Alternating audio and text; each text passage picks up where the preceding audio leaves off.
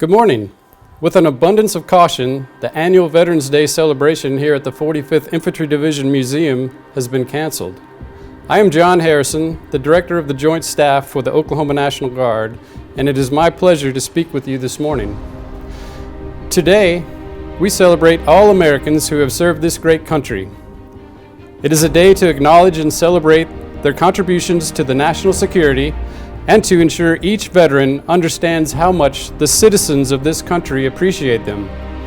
So to all veterans who fought in this nation's wars, and to those who trained and stood ready if called, a heartfelt thanks to you and your families for your service and for your sacrifice. For more than 350 years, millions of men and women, some who were not even American citizens, have answered the call of duty, honor, and country. Some of you will ask yourselves, did he just say for more than 350 years?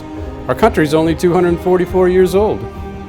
Yes, you heard me right. I say more than 350 years because the National Guard, your National Guard, traces its history beyond the American Revolution to 1636, when the first colonial militia was organized to defend the Massachusetts Bay Colony, 1636. Ever since that day, citizen soldiers have taken up arms to defend their neighbors and families. And now, in 2020, the 54 National Guard states and territories are the modern incarnation of those early militias. Our Oklahoma National Guard history may not begin until more than 200 years after that first militia muster, but it is a storied history that rivals any other. Today, we are here in the 45th Infantry Division Museum, a museum dedicated to preserving the story of one of the most battle-hardened divisions in history, to remember and honor those men and women who have defended our nation. The ancient Athenian historian and general Thucydides once said, "The bravest are surely those who have the clearest vision of what is before them, glory and danger alike, and yet notwithstanding, go out to meet it."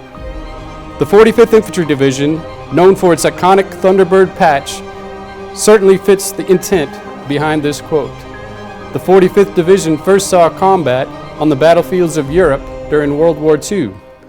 By the end of the European campaign, the 45th Infantry Division had spent 511 days in combat, fighting to and through Sicily, Anzio, Rome-Arno, southern France, Rhineland, and Central Europe, and liberated the Dachau concentration camp in April of 1945.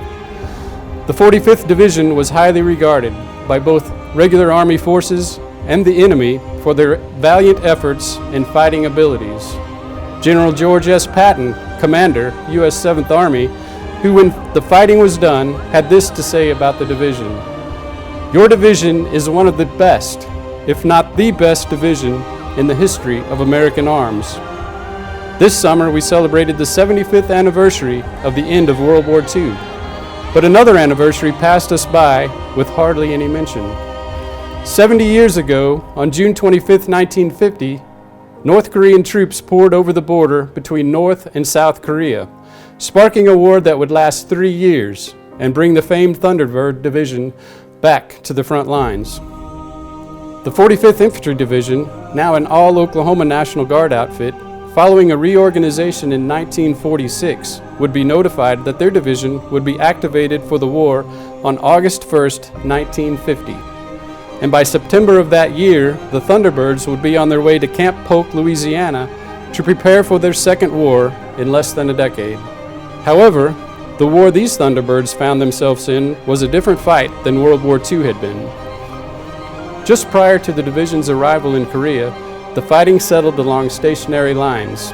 Now, rather than dramatic advances, soldiers manned hilltop outposts, venturing out at night to probe the enemy's lines while trying to lure communist forces to attack well-prepared defenses.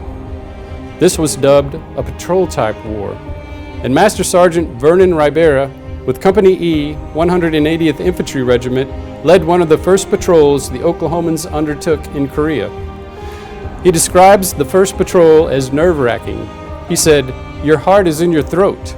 You don't know what's going to happen. It was unbelievable. The carnage was unbelievable. From those early patrols to the end of the war in 1953, the 45th held the line in Korea.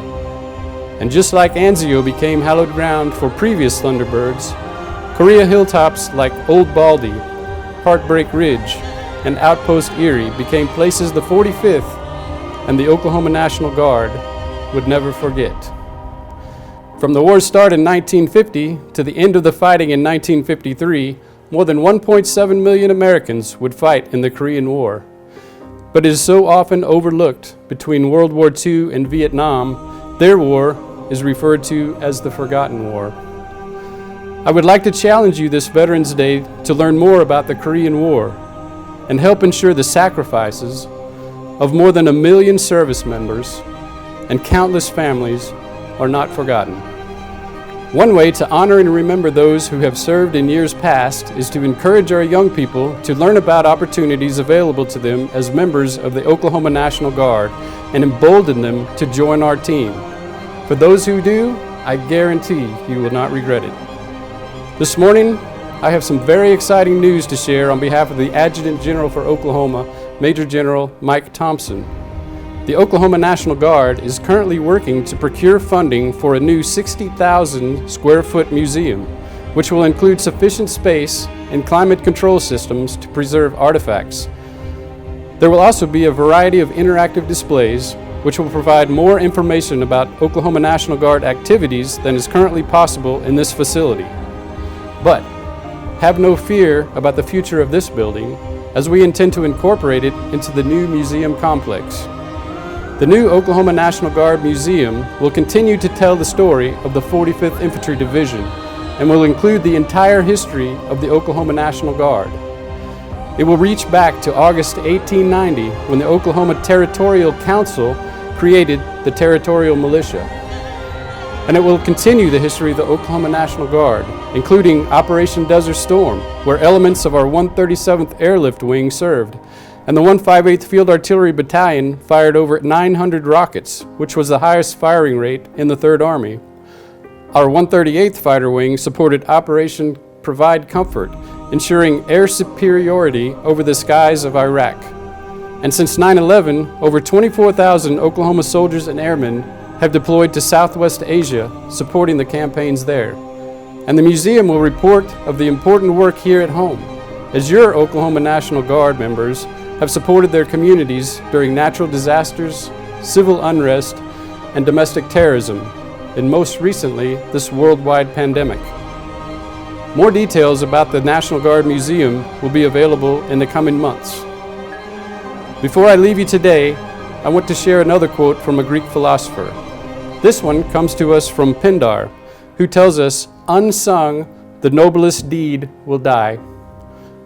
I believe that quote underscores the very heart of Veterans Day. We gather every year on November 11th to ensure that the names, the deeds, and the stories of our veterans are not left unsung and thereby never forgotten. There are nearly 19 million living veterans in the United States. They live among you. They are your neighbors, your business associates. They work in all aspects of life and are all around you. Talk to them. And as you thank them for their service, ask them about their service. They are a national treasure, and so are their stories. Thanks for sharing these few minutes with me. Have a fantastic Veterans Day.